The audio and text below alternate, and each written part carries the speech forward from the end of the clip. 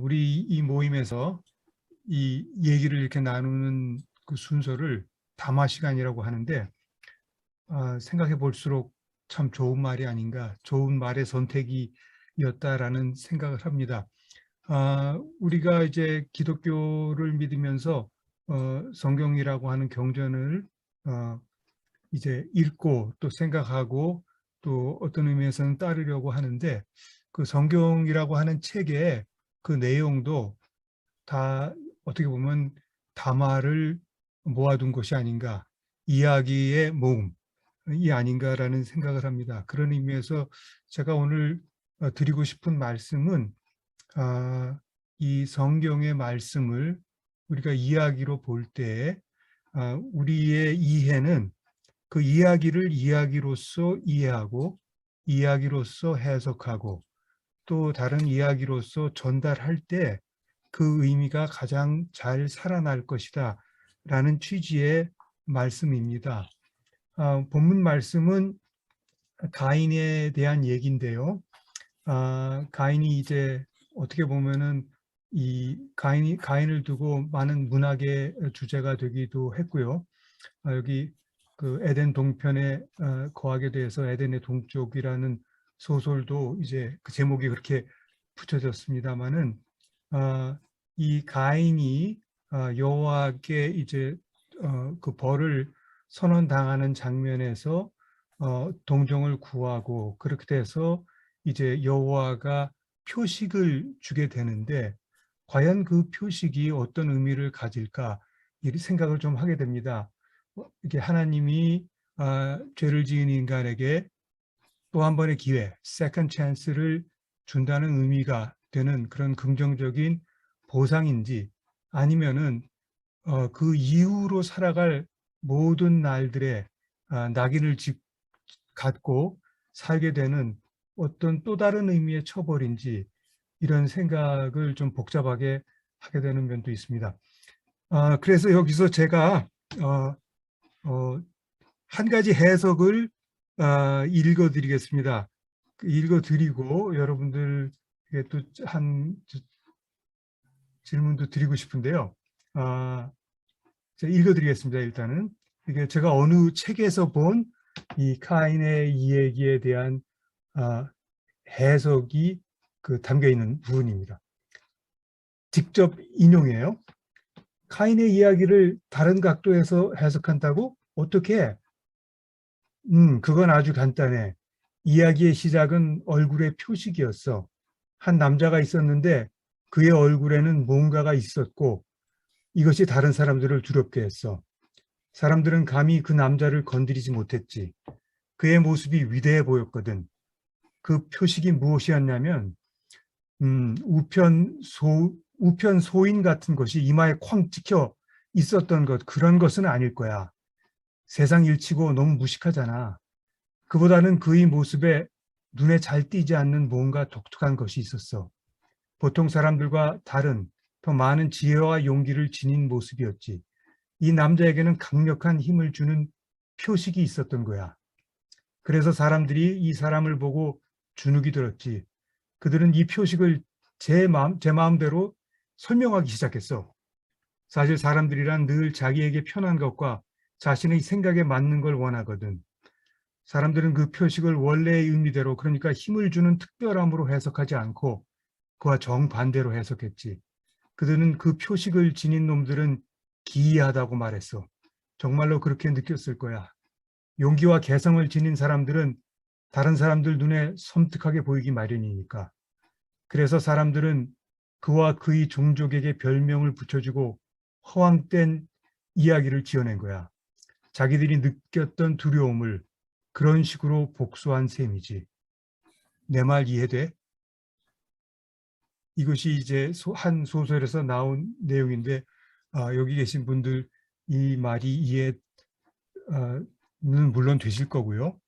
혹시 이게 어느 책에서 나온 것인지 기억하시는 분도 많이 있으리라고 생각합니다.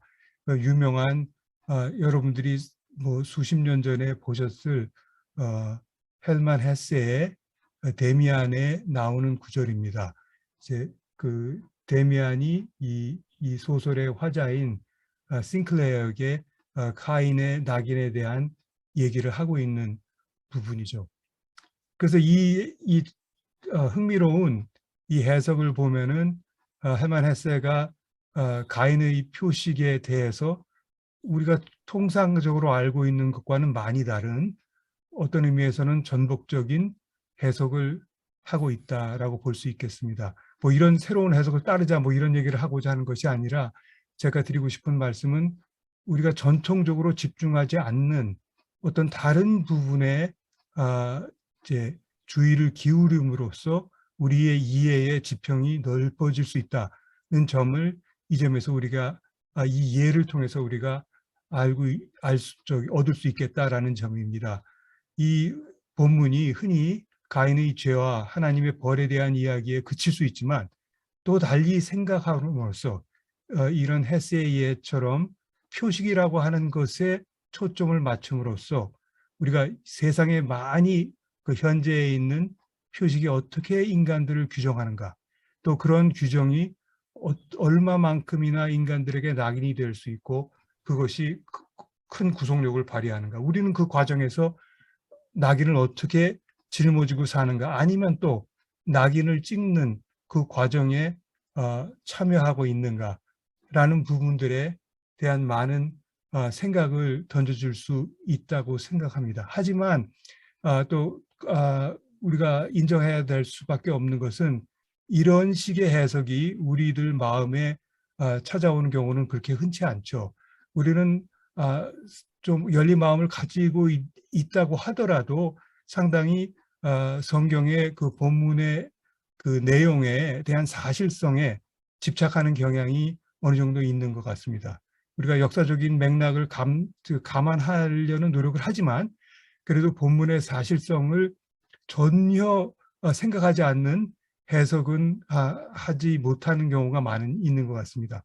그래서 가인에 대한 얘기를 할 때도 흔히 우리가 많이 생각하는 것이 도대체 오늘날의 가인은 누구이냐라는 것을 따지게 되는 거죠. 그러니까 성경에서 말하는 그 첫 번째 인류 역사의 첫 번째 살인자로서의 가인, 하나님에게 저주를 받은 가인, 그와 그의 족속, 그건 오늘날의 현대 사회에서는 그가 누구일까라는 질문을 많이 하고 그것이 우리의 해석의 큰 부분을 차지하는 것도 사실입니다. 이에 대해서 다른 예를 하나 드리겠는데 상당히 어쩌면 놀라운 일인 것인데 놀라운 논리적인 그 비약이라고도 볼 수 있겠어요. 그런데 많이 여태까지 그 이어져 왔던 이 가인에 대한 이 가인이 나타난 이 창세기 내용이 무엇이냐면은 가인의 표식을 인종, 피부색으로 해석한 것입니다. 그래서 가인이 표식을 가졌다는 것은 오늘날로 보면은 유색 인종을 상징하는 것이다 라는 해석이 상당 기간, 어쩌면 지금도 어떤 사람들에게는 지배적으로 영향을 주고 있었던 것이죠. 그래서 다른 말로 하면은 백인이 아닌 그 유색 인종들의 도덕적 열등성을 근거하는 그 성경적인 근거가 이 가인의 창세기의 예였다. 그래서 한편으로는 인종 불평등이나 인종 차별의 근거가 되고 백인 우월주의의 근간이 되면서 그것을 합리화하는 성경적인 백그라운드가 이 가인의 얘기였다라고 하는 것입니다. 노아의 아들 함에게서 그건 찾는 비슷한 논리가 있습니다만은 어떤 의미에서는 기독교인들이 보기에 특별히 지금 고난을 겪고 있는 사람들, 마이너리티라든가 흑인들을 포함해서 볼 때 그렇게 정당해 보이지 않는 이 현실을 해석해야 될 필요가 있을 때 가장 손쉬운 것은 저 사람들은 하나님의 저주를 받았다. 저 사람들은 근본적으로 다른 데가 있었다. 특히 도덕적인 열등성이 있었다. 라는 합리화가 주어진다면은 그와 같은 이데올로기는 더 오래 유지될 수 있겠다고 할 수 있겠습니다. 이 문제에 대해서 여러분들이 공부도 하고 주장을 했습니다마는 경험적인 연구를 하고 많은 근거를 제시한 사람 중에 한 사람이 로버트 존스라고 하는 분입니다. 그런데 이 로버트 존스라고 하는 사람은 이 문제에 대해서 보다 정직하게 접근하고 있습니다. 그러면은 우리가 성경에 있는 내용을 그대로 받아들여서 누군가 형제를 죽였고 또 그로 인해서 하나님으로부터 징벌을 받고 저주를 받았다면은 솔직히 따져보자. 누가 형제를 죽였는가? 또 누가 형제를 죽였으며 그 고백하고 회개하고 반성할 기회가 주어졌을 때 내가 내 형제를 지키는 사람입니까? 라고 핑계를 대었던 사람은 도대체 누구인가? 라는 질문을 하고 있습니다. 어떤 경험적 근거로도 그와 같은 역사를 가진 사람들이 흑인이라고 마이너리티라고 볼 수는 없다는 거죠. 그러면 형제를 죽인 사람은 반대로 원주민들의 땅을 뺏고 수백만 흑인을 노예로 삼고 수천 명을 린칭으로 살해한 그 사람들이 가인의 후예라고 보는 것이 더 정확하겠죠.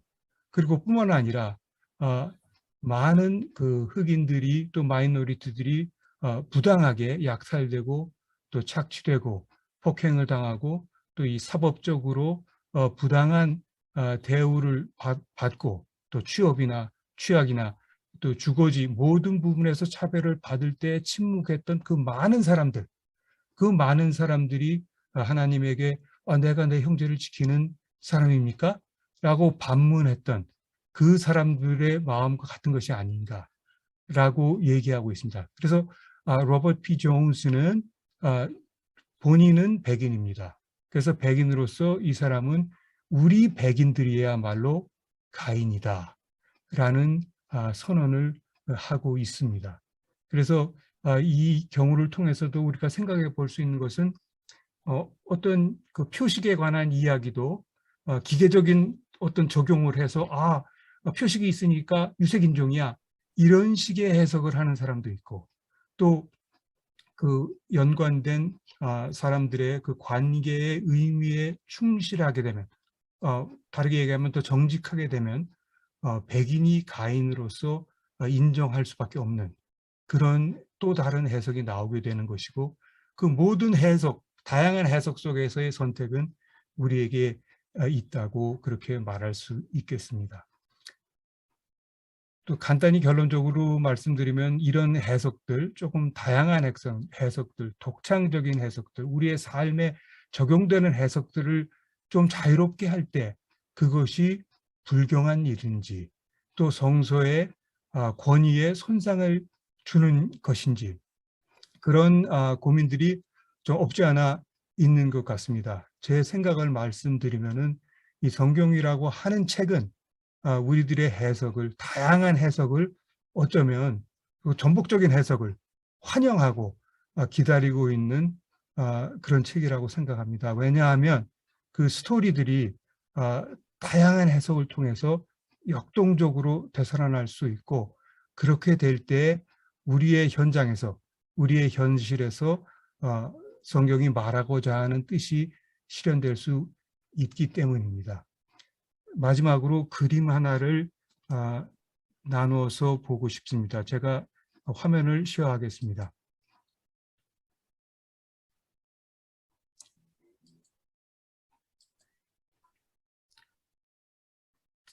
지금 한 청년의 모습이 보입니까? 네. 이 사진은 오늘날 중동의 한 장면입니다. 그런데 이 용맹하고 내가 보기에는 좀 아름답게 보이는 이 청년의 모습을 보았을 때 모르겠습니다. 저는 다윗이 생각납니다. 저 거대한 적을 상대하는 골리앗을 상대하는 블레셋 장수를 상대하는 다윗을 연상시키는데 사실 이 사람은 팔레스타인 청년입니다. 그래서 이스라엘 군대에 대항하는 팔레스타인 그 저항하는 팔레스타인 청년의 모습을 이제 사진으로 찍은 것입니다. 그래서 팔레스타인이 블레셋은 아니죠, 사실. 그런데 그 말은 필리스틴이라고 하는 말에서 팔레스타인이라는 단어가 생겼다고 해요. 그렇게 볼 때 우리가 성경을 너무 글자 그대로 생각해서 그 하나님의 민족이니까 우리는 유대 민족을 사랑해, 이스라엘을 사랑해 하는 것이 꼭 나쁜 것은 아니겠습니다만은 더 의미를 생각한다고 그러면은 이스라엘이라고 하는 나라가 언제나 성경에 나오는 이스라엘이 아니라 어떤 다른 역사적 맥락에서는 애굽이 되고 로마가 되는 것이죠.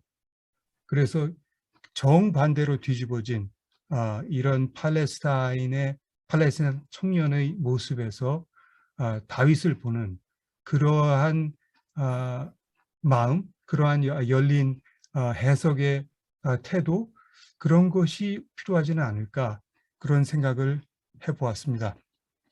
담화를 여기서 마치겠습니다. 감사합니다. 예, 박정희 형제님 감사드립니다. 이제 질문과 토의를 나누기 전에 잠시 묵상하는 시간을 갖겠습니다. 주님